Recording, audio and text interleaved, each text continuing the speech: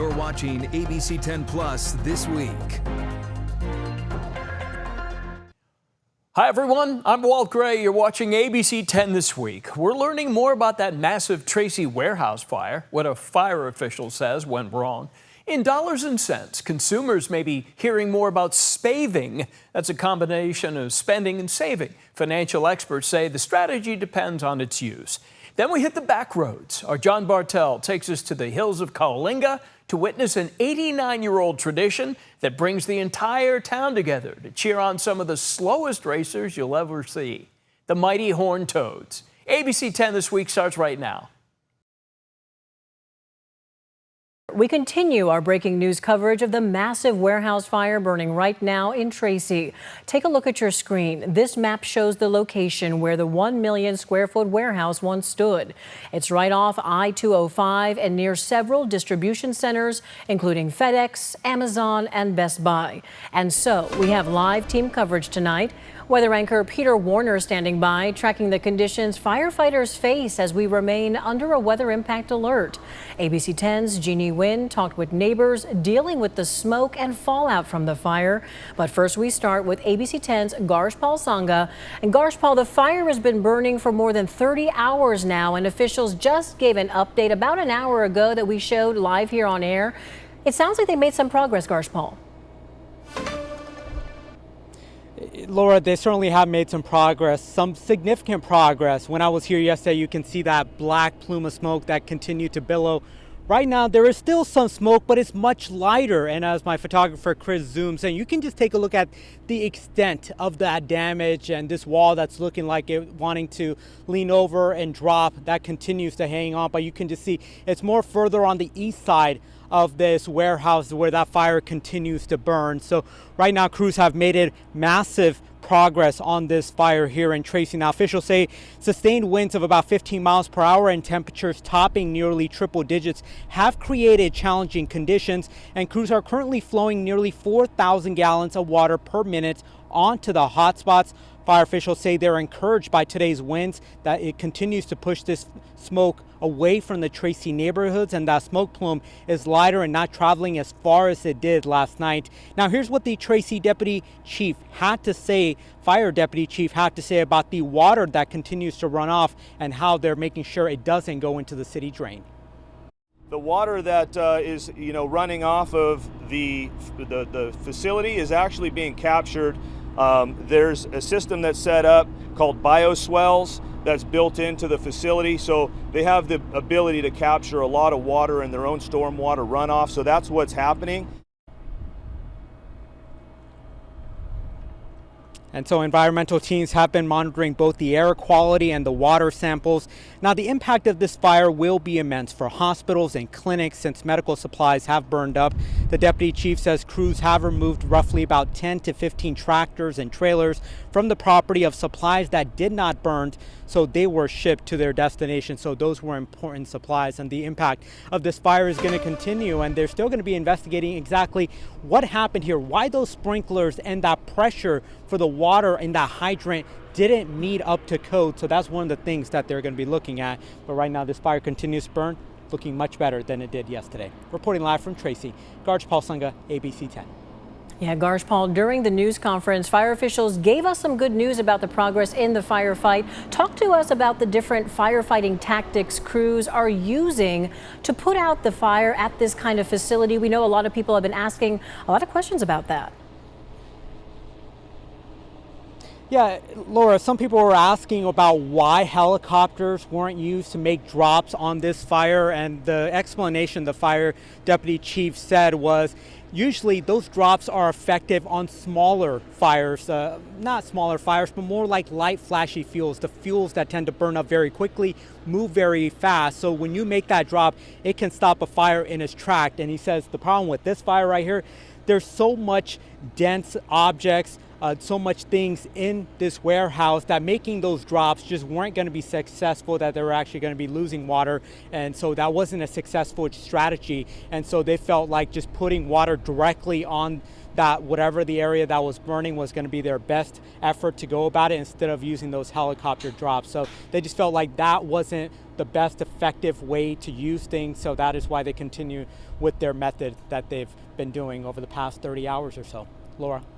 Yeah, good to know, Paul. Very good to know. We know that crews have been up against a lot in battling this fire. Still a lot of work to be done. Keep us posted as you learn more. Paul, thank you. And as you know, this fire can be seen from miles away, and for many Tracy residents, it forced them to stay inside, stay in their homes as the smoke impacted many neighborhoods. ABC 10's Jeannie Nguyen is live in Tracy right now.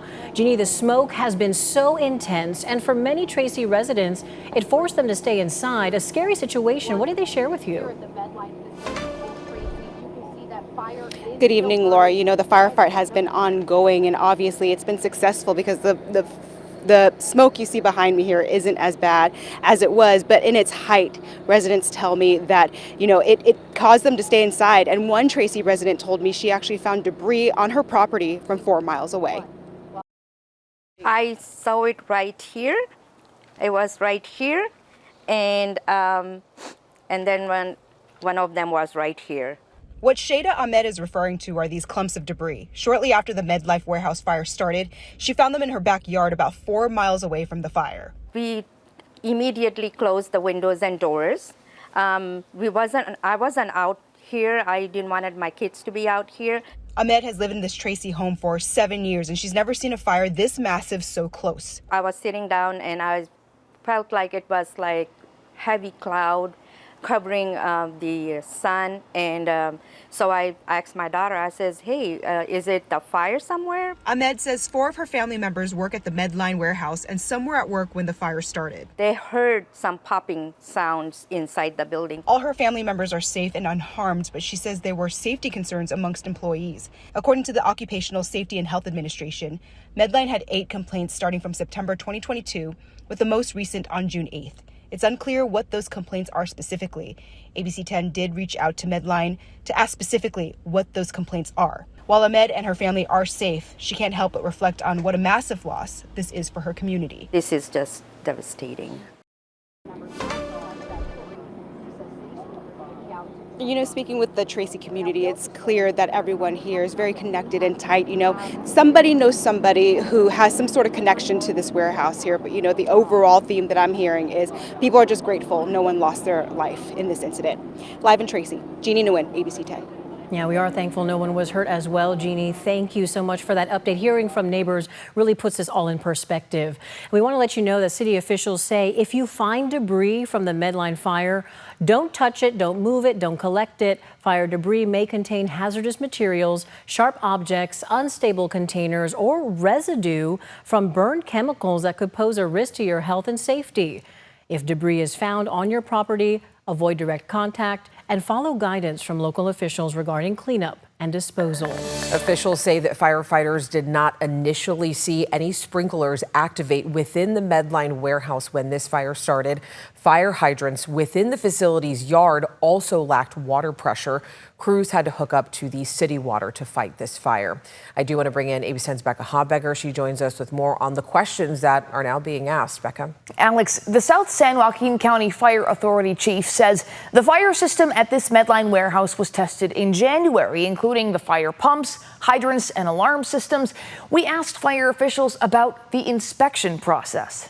It all depends on what is actually inside of that building. I asked fire officials, including Captain Justin Silvio with the Sacramento Fire Department, what kind of inspections commercial warehouses are required to have in California. Rule of thumb, it's about 1 year per business, especially for these larger warehouses. He says state code requires most warehouses to have their fire suppression system tested once a year. That involves ensuring the sprinkler heads and valves are operational. That's typically done by a third-party private company. And every 5 years, a facility is required to have a deeper internal pipe inspection to ensure the water flow is not obstructed. Brian Bagley, South San Joaquin County Fire Authority Deputy Chief, says in this case, the sprinkler system was tested by a sprinkler company, an alarm company, in January of this year, and it was completely signed off. However, when our crews were engaging in the firefight, they did not recognize any fire sprinkler activations at all. He says the fire marshal on scene inspected the fire pump room and saw there was 0 water pressure. So we knew that there was no water flowing, which all of that fire pump also supplies the yard hydrants directly adjacent within the facility itself, and so that we had limited to no water coming out of those hydrants. Crews had to hook up to the city water outside the facility, which took more time. Every piece of that delay is going to make that fire grow that much more. Sylvia and other experts say logistics facilities like this often have what's called high-piled storage, meaning items in pallets stacked high on racks. Those items can often be highly combustible, like products made of paper or plastic. State fire code requires an extra plan for that kind of storage to help ensure a fire in one rack doesn't spread to another. But here, the fire spread laterally from all the high rack pile storage very, very quickly, which if there were sprinkler systems activated, that would not run that fast. He says investigators are still looking into why the fire suppression system failed after the fire pumps, hydrants, and alarm systems were tested just 6 months ago. He says the inspection and testing contractors are selected by the building owner, not the fire department, though the department does oversee and verify compliance through permit processes. Now, this was a big building. Fire officials say there was a lot of product there to burn. And the dark color of that smoke, especially yesterday, fire officials say, is due in part to the heavy use of plastics in these products. Alex. All right, Becca, thank you for that.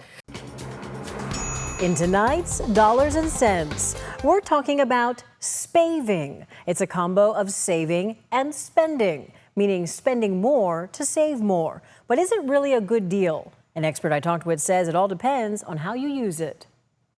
Can you explain for our viewers when spending more to save more may make sense and when it doesn't? Absolutely. Spaving is a really interesting term. It sounds like two words that don't belong together, right? But in reality, it's when we spend maybe a little bit more money today in order to save money down the line. Daniela Alvarado, Senior Program Manager of Financial Education with Golden One Credit Union, says spaving is a blend of saving and spending, meaning spending more money to save more money, typically by getting a discount or free shipping. She says spaving might make financial sense on items you were already planning on buying or replacing. Areas where it might not make as much sense is if it's in reaction to or because of impulse spending, if it is going to affect our ability to pay our monthly bills on time, if it's going to affect our ability to make our debt payments or contribute to our savings goals. Alvarado also warns seasonal promotions and ads may be tempting, but could lead to unnecessary spending. Be aware that spaving can be a problem if you're buying more than you need. Take a step back from all of the flashing signs, all of the buzzwords, and really ask themselves, okay, do I actually need this? Is this something that I was going to already buy? Or am I kind of being influenced by the environment around me? Well, NerdWallet also recommends deleting your payment information from your browsers and apps, so you have to physically reach for your credit card every time you make a purchase. Experts say those few extra seconds can give you time to think about your purchase before hitting buy. Remember, you can stream all of our Dollars and Cents coverage on the free ABC10 app and email me your money questions at lpainter@abc10.com. We need to be back in the office to make sure that taxpayer dollars that are going to pay these people are going to actual work product. If we force everyone to come back to the office, we may see mass resignations, frankly. The debate and divide over Governor Newsom's return to work mandate continues. The latest opposition, this billboard off Interstate 80 in Sacramento, which reads Gavin Newsom's $225 million traffic jam, oppose return to office. $225 million, the amount the state auditor's office said the state saves via telework. Nice to see you again. I mean, it'd be nice to see you again. Nice to see you again. Nice to run into you in the hall. Nice to develop a relationship. While I'm empathetic to change, we've been previewing this for years now, and we want to get it done. But Newsom has remained firm, sending a May memo to departments reminding them of the mandate. The mandate was set to kick in last year, but was pushed back to this July. I typically don't agree with the governor, but we agree on this one. I think he's seeing the same productivity issues that I am. The administration has not properly planned for this. Like I said, there's enough parking, there's not enough desk space, not enough computers. Democratic Assemblymember Alex Lee is behind a bipartisan bill that would require state agencies to provide justification on why their employees need to return to office. Lee's bill is a direct pushback to Newsom's mandate, which he calls old-fashioned. Powerful state labor unions like SEIU Local 1000 are backing Lee's bill. They've sued the state for unfair labor practices, saying the mandate is a sweeping order despite telework being a negotiable working condition. And another union representing state legal employees filed an environmental lawsuit over increased commutes to work. But this is a pitted battle between state employees and their union and the governor's administration. A Cal HR spokesperson says while the agency has been tasked to implement the mandate, it is up to each department to navigate logistics like parking, desk space, and accommodations. But Newsom's office warns all available workspaces must be filled at least 4 days a week, and that insufficient space, quote, will not excuse or delay a return to office to the maximum extent feasible. Like history, I hope it will play out the same way, where the governor will feel that pressure and be like, you know what, I'm not going to fight this anymore. And we're back. Thank you for starting your day with us here on the ABC10 streaming app. I'm Carolina Estrada. And I'm Jay Struberg. There are a lot of things happening at the state capitol. ABC10 State Matters reporter Jenny Hutt joins us this morning to sum it all up for us. Jenny, good morning. Good morning. Happy Friday to you both. Happy Friday. Let's talk the governor's race here because we finally got our November set in stone with the two candidates. The long-awaited results, which top two vote getters will be advancing for the governor's race. It's going to be Republican Steve Hilton, Democrat Javier Becerra. It's kind of what we expected, but I think the big question was, could it potentially be a Democrat on Democrat? So Tom Steyer and Javier Becerra. But as you said, the field has been set. It's going to be a kind of typical partisan matchup in November. And when you look ahead to that, it seems like this is very clearly Javier Becerra's race to lose if those Democrats do coalesce behind him. Yeah, I mean, never say never in an election, right? Anything really could happen in politics and elections, but even the Democratic to Republican registration advantage in terms of voters here in California, nearly a 2-to-1 advantage that Democrats have. So realistically speaking, is it difficult for a Republican to win statewide office? Yes, again, we did see it with Schwarzenegger. But that was a recall election, so it wasn't your typical kind of wide open primary gubernatorial election. Specifically with the Democrats, we didn't see any big names really endorse any of the candidates, but now we're seeing Governor Gavin Newsom endorsing Javier Becerra. Was that something that was surprising for you? To stand behind a candidate? That latter part, definitely, how long it took him. And continuously, the governor, he was asked over and over by myself, by other press members as well. And he would say, I'm the Jerry Brown of this election, referring to the fact that when Newsom himself was a candidate for governor, then Governor Jerry Brown declined to weigh in, just kind of keeping neutral. That's what Newsom ended up doing. But like you said, as soon as Javier Becerra was kind of projected to advance alongside Steve Hilton, you had Newsom weigh in, former Vice President Kamala Harris weigh in, Senator Alex Padilla weigh in, Lieutenant Governor Eleni Kounalakis weigh in. So all these big name endorsements that we were kind of anticipating and waiting for finally came down rather quickly. And how do you see the campaigns playing out here from both the Becerra side and the Hilton side? Because obviously Hilton looks like a long shot here, but he could make this about the Trump administration or the cost of living issues that have gotten so many people animated here in California. That's exactly what people are expecting. Political analyst Steve Swat actually had the perfect answer to that, so let's take a listen to him. Hilton will be on the attack throughout most of the campaign, and he will attack the California Democrats for running the state into the ground. Becerra will turn everything around and make this election all about Trump.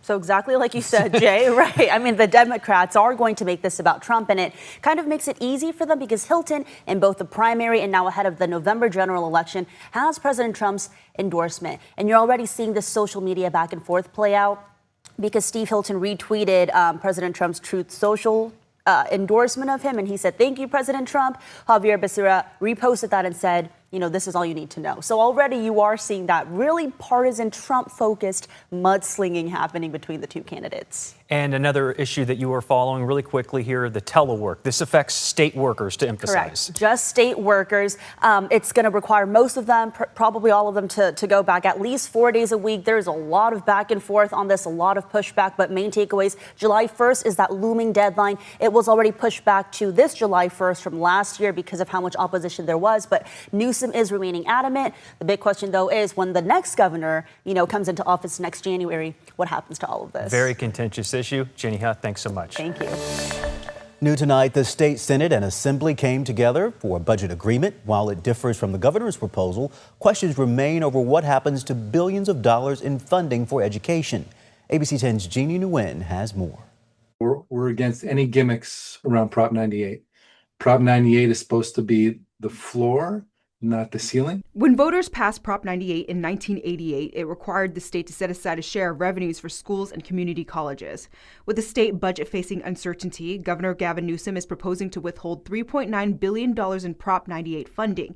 He says this is to prepare for potential revenue shortfalls and help manage the general fund. The way the governor is, frankly, going outside that law that voters passed, outside the state constitution, is both unconstitutional and, frankly, is unconscionable. According to the California Teachers Association, schools in Sacramento County would lose millions of dollars if the $3.9 billion is withheld. San Juan Unified would potentially lose more than $24 million, and Sacramento City Unified could possibly miss out on $22 million. Sacramento City Unified is already in the middle of a major budget crisis. It sends shockwaves throughout our education system and leads to layoffs, leads to students not getting what they deserve, and districts kind of being afraid and holding on to money instead of making sure that today's dollars go to today's students. Right now, lawmakers in the Assembly and Senate disagree with the governor's proposal to scale back the $3.9 billion and plan to fully fund Prop 98.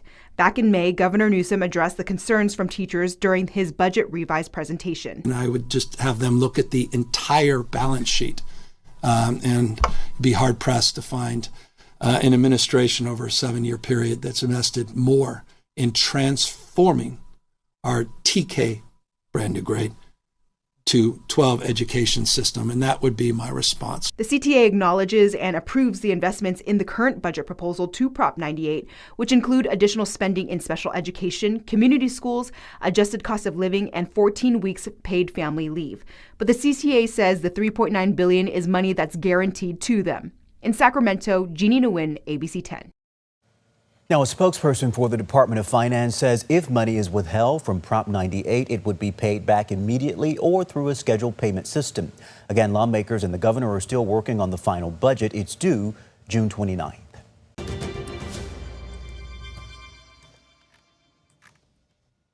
Every week, we introduce you to our champions of hope and people who are making a difference in their community. This week, we're going back into the ABC 10 archive for a special update. 10 years ago, ABC 10 introduced you to a young man named Joseph. Here he is, just 3 years old, recovering from brain cancer, learning to walk again. Today, he is 13, he is thriving, and using his story to help other families facing childhood cancer. We're trying to save up enough money to cure cancer because I'm really lucky that I survived because cancer is unsurvivable, really. Joseph now hosting lemonade stands throughout the month of June to raise money for Alex's Lemonade Stand Foundation, which does support cancer research and families navigating a diagnosis. Joseph's parents say their family knows firsthand how important support can be during a child's cancer journey.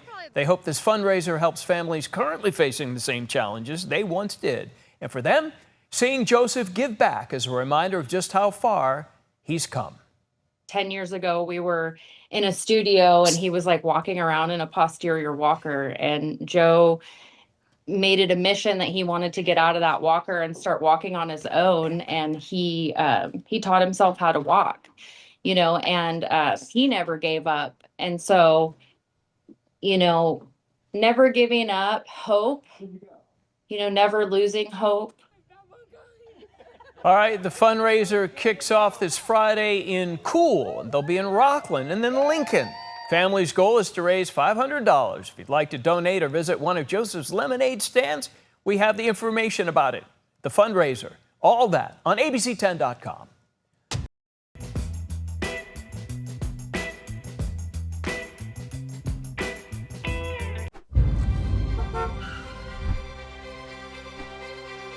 Every May, the oil-producing town of Kalinga gathers for an annual sporting event like no other. An event steeped in tradition and powered by reptiles. 1, 2, 10,000 pesos, go! This is the annual Horned Toad Derby. What is a horned toad? So a horned toad is a lizard. It's about 6 to 8 inches long. It flails itself out so it's real wide, but it has horns all over its body. The horned toad is native to the hills surrounding Kalinga, and locals love the little critters so much they made them their high school mascot. Fight for alma mater, the orange and the black. We send you for the bacon. Be sure to bring it back. Toads. 1, 2, 3, 5,000, go! Oh, here we go. Machete's on the move. Here we go. Yes. Maybe we, I see some. Now, I gotta admit, this may be the only race where the starting line gets more action than the finish line. There we go, yeah. It's sort of a race of delayed anticipation. Not a lot's happening, huh? Well, Magenta was the first to move. Quite a bit, maybe half a foot. Here we go. No movement. Excellent. We're just waiting for something So we to got a happen. fail-safe with it. When released from the center circle, it often takes several minutes for the lizards to crawl to the end outside of the circle. I have to admit, it's not the most exciting race. Not always, no. The first official derby started in 1933, although legend has it, roots of the horned toad racing began as a bit of a drinking game. A lot of the drinkers, a lot of drinking. The guys wanted something to do when they got drunk, so they started wanting to race something. 1, 2, 10,000 pesos, go! Decades ago, many racers simply caught the horned toads in their backyard. Today, that's no longer possible. Not on the valley floor so much anymore. They've been pushed out a lot by farming, development. For the last 40 years, Kathy Seitz has been responsible for finding the Derby's star athletes, which rely on a diet of acid-filled harvester ants for survival. They have the formic acid, and that's the building block of the horned toad's health is the formic acid in those harvester ants. So they're the only animal that really eats them, huh? Yes. What started generations ago as a questionable drinking game has become one of California's most unique hometown traditions, a celebration that helped put Kalinga and the horned toad on the map. From the horned toad races in Kalinga, I'm John Bartel. Hope to see you on the back roads. And thank you for watching ABC 10 this week. We're here 24/7 on the free ABC 10 TV streaming app. You can get your local news and weather anytime, anywhere. I'm Walt Gray. Take care. We'll see you next time. And remember, the ABC 10 Weather Impact team is always here for you 24/7. Get the latest conditions anytime with our live 24/7 radar on our free TV streaming app. Just scan the QR code for easy instructions to download the ABC 10 app wherever you stream ABC 10.